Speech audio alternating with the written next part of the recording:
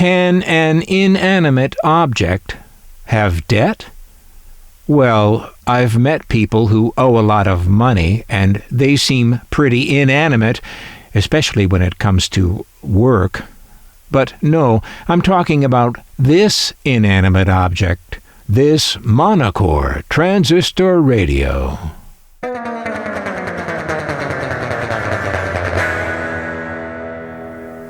This cute little item owes a debt, all right. A design debt to another radio. Oh, and you know what it is, too. Yes, the Sony TR-610. The 1958 transistor radio that broke all records for popularity at the time. And it's easy to see why. The look was so popular it was copied by dozens of other brands and radio makers. And the look was popular well into the 1960s when this radio was made in Hong Kong. This radio, the Monacor RE-612. I don't think I've ever seen another transistor radio packaged in quite the same way. As you see, it came in a cardboard sleeve with a gold foil front, and that sleeve protected the radio's box, a plastic box with a fitted lid. The diagonal label across the clear front of the box proclaims Monacor 6-transistor model RE-612 with carrying case, earphone, and battery. That battery is long gone, but the original case is here, which looks to be pigskin, and it's still rolled up on display in the box. The battery would have been a Monarch battery, because they're the folks responsible for this radio. Monarch Electronics.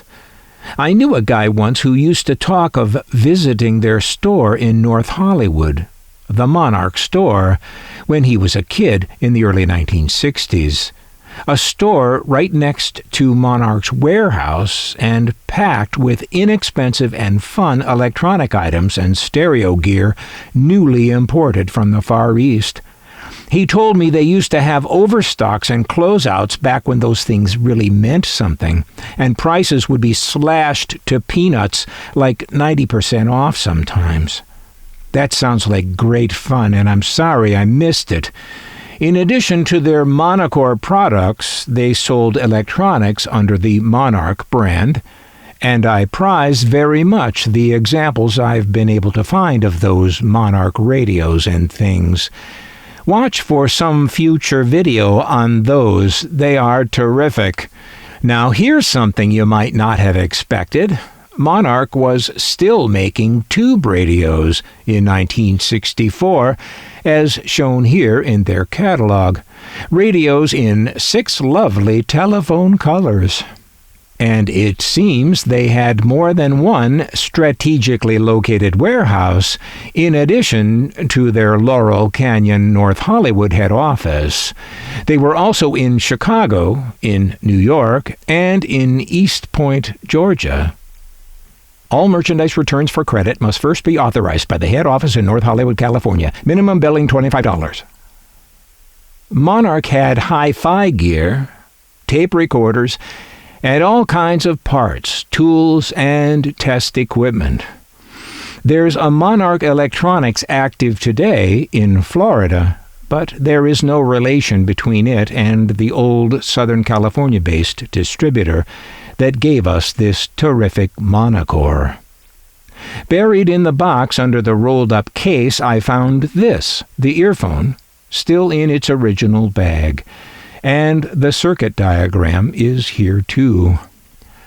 While we look at some vintage catalog pages, I'll tell you about some of the mysteries and curious facts about Monarch Electronics I've come across. I mentioned Monarch was on Laurel Canyon Boulevard in North Hollywood.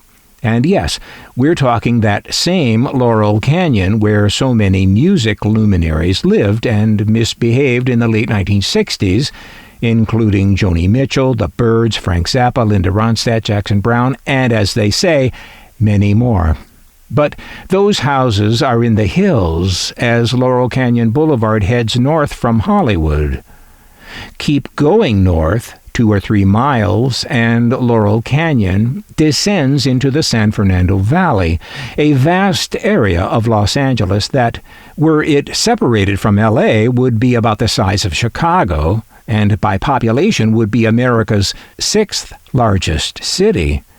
Anyway, another couple of miles north into the valley on Laurel Canyon is where Monarch was, at 7035 Laurel Canyon. I love looking over these old catalogs. It feels a little like looking over my old baseball cards. While looking at one from Aero Sales, another Southern California electronics dealer, I noticed a very curious fact.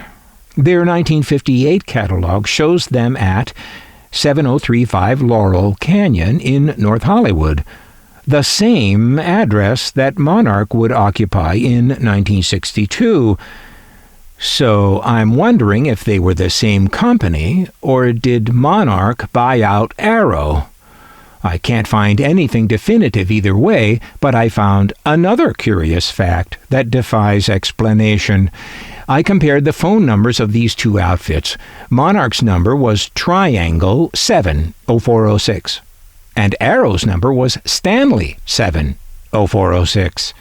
Same number, right? Well, no. The Stanley prefix, ST, is 78. The Triangle prefix is 87. Some of you younger viewers will have no idea what I'm talking about with these prefix names, Triangle and Stanley. Ask Grandpa. So these two phone numbers are curiously close to being the same, but they are not the same. And when businesses had multiple phone lines in those days, they typically had sequential numbers where the differences were in the last digits, not the prefixes. And if you look at this, it seems the Aero people didn't merge into Monarch or sell out to them because they appear to be still at it here in this sales flyer from around 1967, and selling guitars too, but they are now Acorn Aero Electronics. If they are indeed the same Aero people, they have apparently merged with the Acorn people. May we expect to see little saplings in due course? And here are Acorn Aero that same year selling CalRad stuff. Bogan public address amplifiers. I had that exact one. And they have a 5-tube table radio and some ITT transistor radios. International Telephone and Telegraph. Yes, Acorn Aero Electronics explodes with values. You'd think that would be the end of them, after exploding and all. But no, they emerge a little later, but this time they are Acorn Gem Electronics. No Aero at all. But they've got 5 locations and are open Sundays from 10 to 4. Did you see the prices of these transistor radios?